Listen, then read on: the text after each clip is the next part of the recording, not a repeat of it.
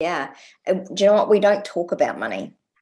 So that is one of the things that you can do. You can start talking about money and stop making it a dirty little secret. Like, honestly, if money could talk, it would tell you how sad it is that you hate on it, because money's just energy. Like, what about if we were swapping cucumbers for stuff instead, right? Like, would we not want to get a pile of cucumbers so that we could have experience that we wanted? Like, why have we made money so bad? Why, money's the root of all evil? And like, really examine what's going on in your head. So the first thing is start talking about money so that you normalize it, right? Like back in the old days when we didn't talk about sex, right? It wasn't normalized. It was all secret. Now, now it's out there. Same with money. Start talking about money and really normalize it so that it becomes a part of your everyday life. Because when it's taboo and you're afraid of it, you're energetically holding it away.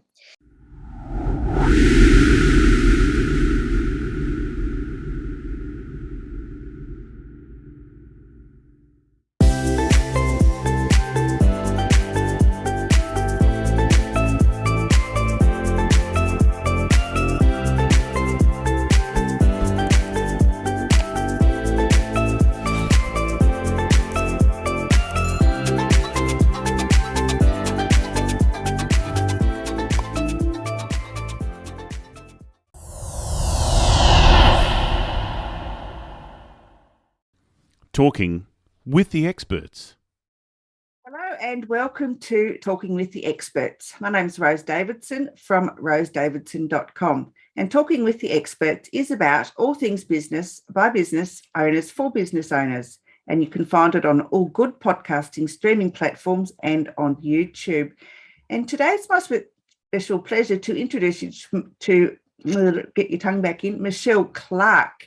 And she's from Empowerment Empires, and we're going to be discussing money and success mindset. Now, Michelle's energy is infectious and her words inspiring and empowering. She's obsessed with helping soul-led entrepreneurs to achieve transformational success by up-leveling their energy, mindset, and habits, and helping them to step into their power and speak their authentic message. Welcome, Michelle. How are you today? I'm fantastic. Thank you so much for having me. Literally my favorite topic to talk about, what we're talking about today. I think it's all of us need to have a bit of a change of mindset, because considering what's happened in the last 18 months, I think we've all had to rearrange our thinking to come out on top in business. Especially if you're a service provider, not so much for products, I don't think, but service providers have really had to change everything around in their work life and even their business, social life. So how, I guess, do you go about empowering people to change how they think about things? And honestly, it is all about mindset. I mean, of course, I teach strategy as well, but honestly, it's like 80% mindset and 20% strategy. It really does start and finish and in the middle. It's all in the mind, really. It truly is. Like last week was a pretty bad week here in New Zealand. Like it's just, Auckland's been locked up for 9 weeks now, and I know other people have been doing it far harder than what we have, but people have, kind of reached that crisis point where they actually just can't cope with it anymore. But last week, honestly, the women in my club, some of them had the biggest sales they've ever had.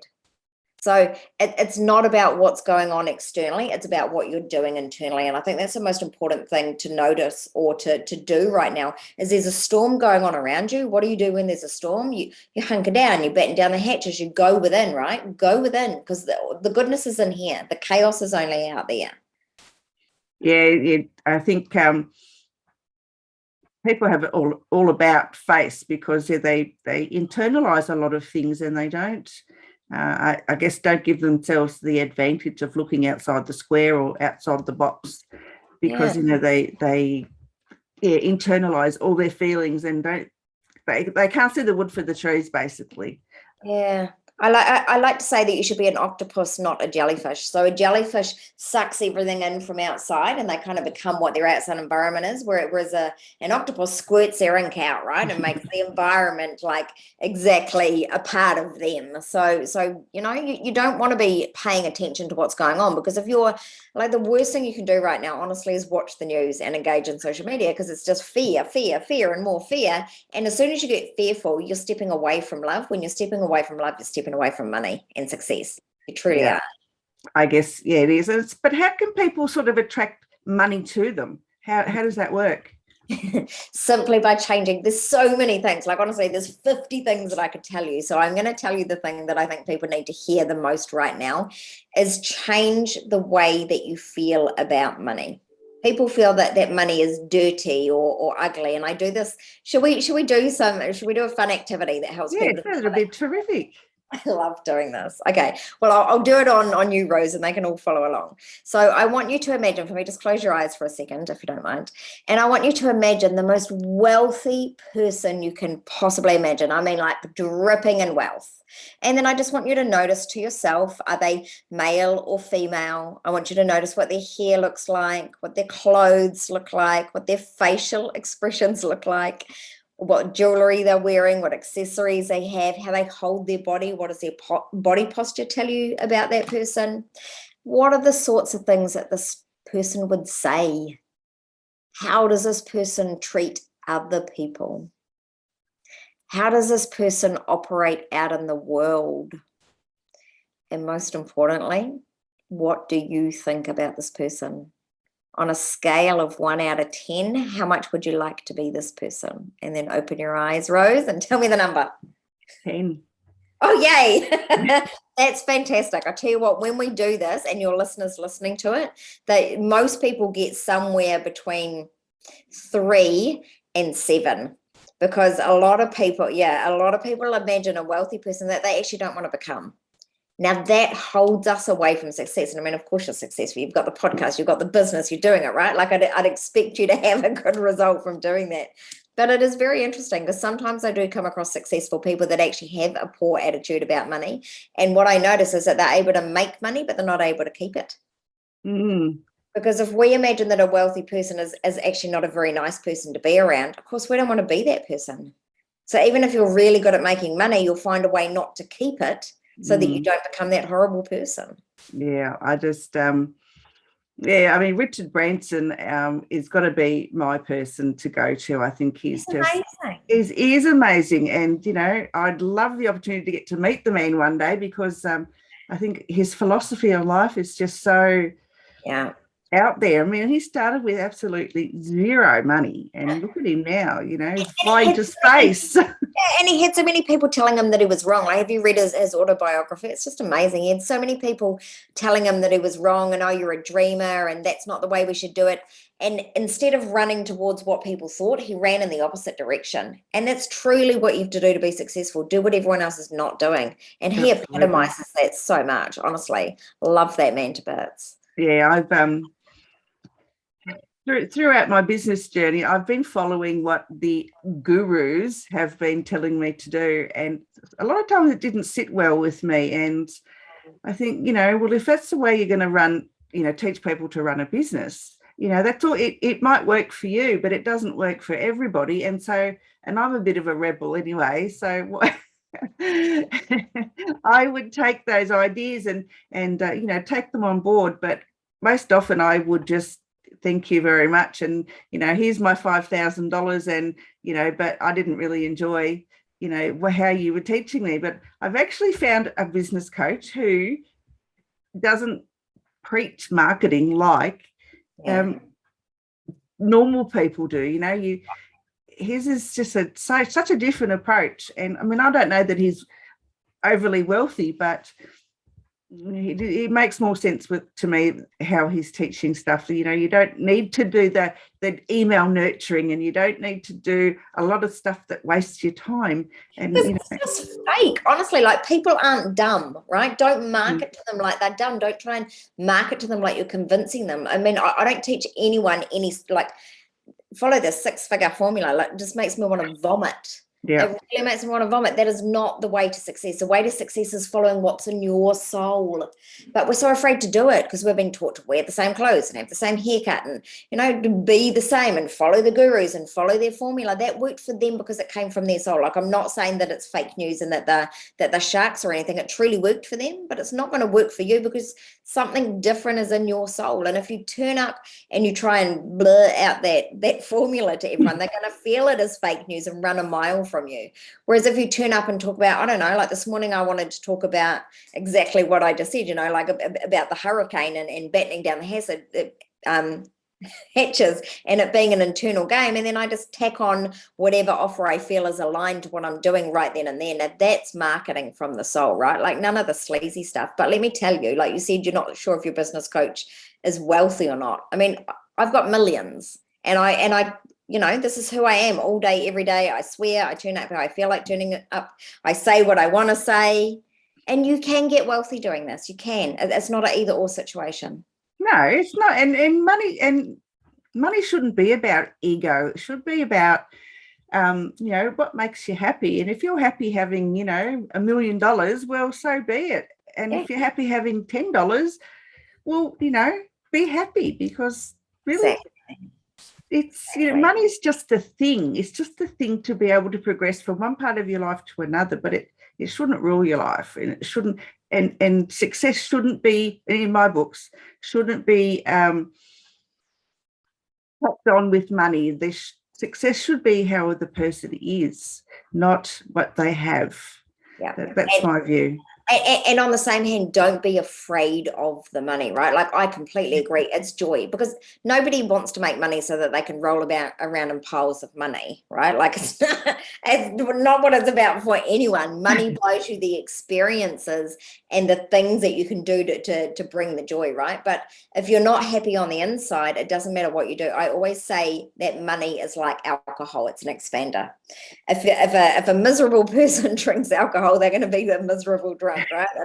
If a happy person drinks alcohol, they're going to get even more silly and really annoy you, right? So money just expands the person that you are, which is why that exercise that we did in the beginning is so important. Because if you don't see wealthy people as beautiful light beings, because everyone is a beautiful light being, having money doesn't make you a nasty person, then it really makes a difference. It does. It certainly does.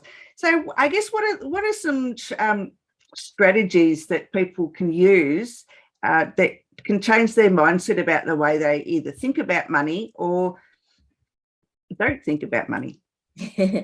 Yeah. Do you know what? We don't talk about money. So that is one of the things that you can do. You can start talking about money and stop making it a dirty little secret. Like, honestly, if money could talk, it would tell you how sad it is that you hate on it, because money's just energy. Like, what about if we were swapping cucumbers for stuff instead, right? Like, would we not want to get a pile of cucumbers so that we could have experience that we wanted? Like, why have we made money so bad? Why, money's the root of all evil? And like, really examine what's going on in your head. So the first thing is start talking about money so that you normalize it, right? Like back in the old days when we didn't talk about sex, right? It wasn't normalized. It was all secret. Now, now it's out there. Same with money. Start talking about money and really normalize it so that it becomes a part of your everyday life. Because when it's taboo and you're afraid of it, you're energetically holding it away. The second thing that you can do is start amassing money. Like, sometimes we're afraid to hold money. So if you even just start like a savings account, like I've got hundreds of different accounts, but for example, when I first started out with money mindset, is I would have an account that was called Michelle's fun money. So I would put $1 into it every single week, right? Started really, really small. And every time I had a negative thought about money, I'd put another $1 on. So it's kind of like the equivalent of like putting an elastic band around my wrist, right? Yeah. So every time I thought a bad thought, so I soon trained myself not to think badly about money. That's the second thing that they can do. Yeah, you're right, because money it's a vibration. It's everything is energy, and if you think negatively about money, or you think that you're poor, or you think negative things about your bank account, you're just going to think lack. And lack will just follow you around. But if you think abundance, then it will be, you will become abundant, because you think you've changed your mindset, you've changed your thinking around. Yeah, I agree. Took me a long time to get that. My husband reckons money's made flat to stack, but I reckon it's made round to go round. Oh, me too. Like money flat the stack. I love it. It's not like money is a river, not a reservoir. It's not supposed to stay with us. You're supposed to have fun spending it, because when you're just hoarding it, I mean, I give tons away. There's lots of charities that I give to, and I love doing that. Like, it brings me joy. And if you are hanging on to it, you're hanging on to it out of fear that more is not coming. And that just tanks the whole vibration anyway. I spend it like it's going out of fashion, so that more can come in. Like that, there's not a finite amount. Money, just like sunshine, is limitless. Yeah, I agree. It is. It's and yeah, if you just keep thinking, oh, I don't have enough money for this, well, then you won't ever have enough money to do anything. You've got to think, money, money, money. I have money for this, or the money will come, just be patient, because the universe will answer. Exactly. And that's why having the fun account's really important, because when you build up a certain amount of money and then you buy something fun, you get that whole feeling of, oh, money's fun, and it's really important. And you're proving to yourself that you do have enough money to buy the things that make you happy. Yeah, absolutely. I guess as a business owner, though, how can we get people to, or what methods can they use to bring more abundance and change what they're doing? I mean, as a person, it's easy. When you've got a business, though, sometimes it's your thinking is a little bit different. I would say that is the problem, is that the thinking is different. Like, we're not two separate people. You can't be Michelle in the private life and then business Michelle. Like, that's a mistake, right? And that just ends up in that fake assery that I was talking about, that like pushes your clients away, when there is only one version of you. And what you're thinking in your private life about money directly affects the amount of money that you're getting in your business. Like you truly can't separate them. I hear what you're saying, and that sometimes people in business get a whole fear mindset on, because, Uncle Joe says, hey, Rose, now's not the time to be growing your business. You should be saving your money because we're in a recession, or a recession's coming, or, so you have more people putting this negative stuff at you. And then I'd say, go back to the internal game. Forget what's going on around you. If you know that what you're doing is right and that the world needs it, it will be a success. The only thing you've got to work on doing is raising your vibration, clarifying your message, and honing your offers. That's it. That's it. Yeah, it's easy. It sounds easy, but sometimes not easy. It's not easy. No, it's it's hearing in here and translating it so it comes out this way, and it doesn't rattle in the middle. Yeah. Do you know what the most important thing is don't hang out with people with scarcity mindset. That's why you've got to find yourself like a coaching club, or you've got to, upgrade your friends, or, like hang out with people that have a powerful mindset. Because if you hang out with the worms, you're going to be eating dirt. And you are the sum of the 5 people that you hang with. So thank goodness I hang out with my furry co-workers all day. I'm going to turn into a schnauzer. Oh, good. They're so cute. Don't want to grow the beard, though, if I'm honest. No, I don't think so. No, me either. I pulled a hair out today. I thought, oh my God. I am getting old. This is when you can't see them, and you've got to get your husband to pull it out. That's a whole new level of marriage, that is. Oh, it is, yes. And he says, oh my God, you're growing a beard. Anyway, Michelle, have you where can people find you? So people can find me on empowermentempires.com, and probably the fastest and funnest way to work with me is to sign up to my newsletter, because I send you all sorts of free trainings. In fact, there's a 5-week free course on becoming magnetic to your soulmate clients, which talks a whole lot about energetics, everything about energetics. Or they could buy my latest book, which is Woo Woo for Women in Business. That is a fun. Oh, yes. I was going to ask you, have you got a book out? I do. I've got 2. So I've just launched the second one, which is Woo Woo for Women in Business, and it's pretty woo woo. And it shows us how, like, the side of energetics gets meshed with the stuff that you actually do in your business. So how you mesh the 2 of you together. All right. And is that on Amazon, or can you find it other places? It's on Amazon. Terrific. So go, ladies, and go and buy this book. And guys, you can probably learn. Don't think I've had several guys read it, and they love it. So terrific. That's why I'm passionate about getting women to speak out louder, because we've been raised differently. We've been taught not to yell and not to push ourselves out there. And men have been allowed to be a little bit more vocal and a little bit more out there. It's not that I don't care about them. I certainly love men. It's just that I feel like women are a little bit behind the 8 ball. Oh, we are a little bit, yes. It's getting better, though. I think women are, because women are growing up with a different type of mindset that our mothers had. I think girls are getting the best end of the deal at the moment. So, yeah. All right, Michelle, any wise words of wisdom that you'd like to share? Yeah, just that you're so much stronger than what you think you are. Like you were put on this planet for a purpose, and the world needs what you've got. So please just stop doubting yourself. To start sharing really what's in here. Honestly, that's the only thing you need to know to grow your business and your wealth and your love and your joy. That's it. Yeah. All right, my dear. Well, thank you so much. I've had an absolute pleasure speaking with you. It's brightened up my morning. So, Fabulous. We'll talk again soon. Thanks, Michelle. Thanks for having me.